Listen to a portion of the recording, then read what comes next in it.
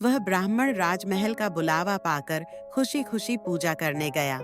पूजा संपन्न कराकर जब ब्राह्मण घर को आने लगा, तब राजा ने ब्राह्मण से एक सवाल किया।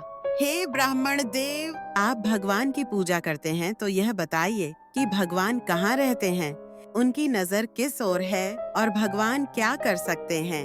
राजा के प्रश्न सुन ब्राह्मण अचंभित हो गया और कुछ समय विचार करने के बाद राजा से कहा, हे राजन, इस सवाल के जवाब के लिए मुझे समय दीजिए। राजा ने ब्राह्मण को 1 माह का समय दिया। ब्राह्मण प्रतिदिन इसी सोच में उलझा रहता कि इसका जवाब क्या होगा। ऐसा करते करते समय बीतता गया और कुछ ही दिन शेष रह गए। समय बीतने के साथ ब्राह्मण की चिंता भी बढ़ने लगी और जवाब नहीं मिलने के कारण ब्राह्मण उदास रहने लगा। एक दिन ब्राह्मण को चिंतित देख ब्राह्मण के पुत्र ने कहा, पिताजी, आप इतने उदास क्यों हैं? तब ब्राह्मण ने कहा, मबाज कहेगे अस दवामी। बेटा, कुछ दिनों पहले मैं पूजा कराने राजमहल गया हुआ था। पूजा संपन्न कराकर जब मैं वापस आ रहा था, तब राजा ने मुझसे एक सवाल पूछा था। राजा ने कहा था कि भगवान कहाँ रहते हैं, भगवान क्या कर सकते हैं और भगवान की नजर किस ओर है। राजा के सवाल का जवाब मुझे उस समय नहीं सूझा, तो मैंने उनसे कुछ समय मांगा था, जिसके जवाब के लिए राजा ने मुझे 1 माह की समय दिया था और वह 1 माह बीतने वाला है, लेकिन इसका जवाब मेरे पास नहीं है, इसलिए मैं चिंतित हूँ। ब्राह्मण की बात सुनकर उनका पुत्र बोला, पिताजी, इसका जवाब मैं राजा को दूंगा, आप मुझे साथ ले चलिए। 1 माह पूरा हुआ तब ब्राह्मण अपने पुत्र को लेकर राजमहल गया और राजा से कहा, हे राजन, आपके सवाल का जवाब मेरा पुत्र देगा।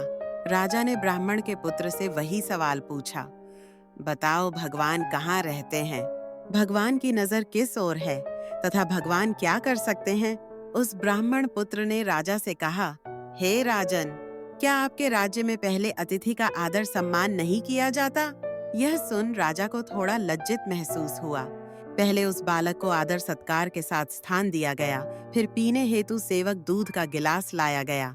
वह बालक दूध के गिलास पकड़कर दूध में अंगुली डालकर घुमाकर बार बार दूध को बाहर निकालकर देखने लगा। यह देख राजा ने पूछा, ये क्या कर रहे हो? बालक ने कहा, सुना है दूध में मक्खन होता है। मैं वही देख रहा हूँ कि दूध में मक्खन कहाँ है। आपके राज्य के दूध से तो मक्खन ही गायब है। राजा ने कहा, दूध में मक्खन होता है, परंतु वह ऐसे दिखाई नहीं देता। जब दूध को जमाकर दही बनाया जाता है और फिर दही को मत्था जाता है, तब जाकर मक्खन प्राप्त होता है। ब्राह्मण के पुत्र ने कहा, महाराज, यह आपके पहले सवाल का जवाब है। जिस तरह दूध से दही और फिर दही को मथने से मक्खन प्राप्त होता है, उसी प्रकार परमात्मा प्रत्येक जीव के अंदर विद्यमान होते हैं, परंतु उन्हें पाने के लिए सच्ची भक्ति की आवश्यकता होती है। मन से ध्यान पूर्वक भक्ति करने पर आत्मा में छुपे हुए परमात्मा का आभास होता है। राजा ब्राह्मण के पुत्र के जवाब से खुश हुआ और कहा, अब मेरे दूसरे सवाल का जवाब दो, भगवान किस ओर देखते हैं?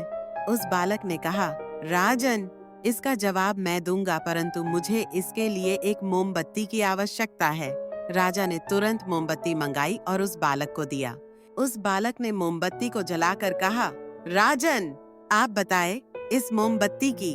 उस बालक ने मोमबत्ती को जलाकर कहा, राजन, आप बताइए इस मोमबत्ती की रोशनी किस ओर है? राजा ने कहा, इसकी रोशनी चारों दिशा में एक समान है। तब उस बालक ने कहा, हे राजन, यही आपके दूसरे सवाल का जवाब है, क्योंकि परमात्मा सर्वदृष्टा हैं और उनकी नजर सभी प्राणियों के कर्मों की ओर परस्पर रहती है। राजा उस बालक के जवाब से अत्यधिक प्रसन्न हो गए। अब तो वे अंतिम प्रश्न के उत्तर के लिए और भी उत्सुक हो उठे। राजा ने कहा, मेरे अंतिम सवाल का जवाब दो कि भगवान क्या कर सकते हैं? बालक ने कहा, हे राजन, मैं इस सवाल का उत्तर अवश्य दूंगा, परंतु इसके लिए मुझे आपकी जगह पर और आपको मेरी जगह पर आना होगा।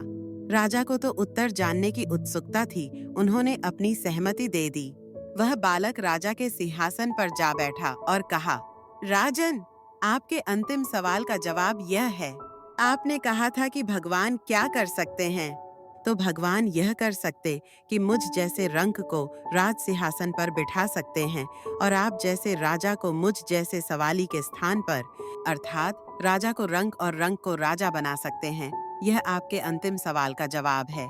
राजा उस ब्राह्मण पुत्र के जवाब से अत्यधिक प्रसन्न हुए और उसे अपना सलाहकार बना लिया। भगवान हर एक जीव के हृदय में निवास करते हैं। परमात्मा के साथ प्रेम करेंगे तो वह आपको सही मार्ग दिखाएंगे। इसलिए हर जीव को पूजा पाठ करना चाहिए, जिससे आप अपने अंदर की उस शक्ति से जुड़ सकें जो आपके भीतर ही मौजूद है, लेकिन आप उसे पहचान नहीं पा रहे। Regards,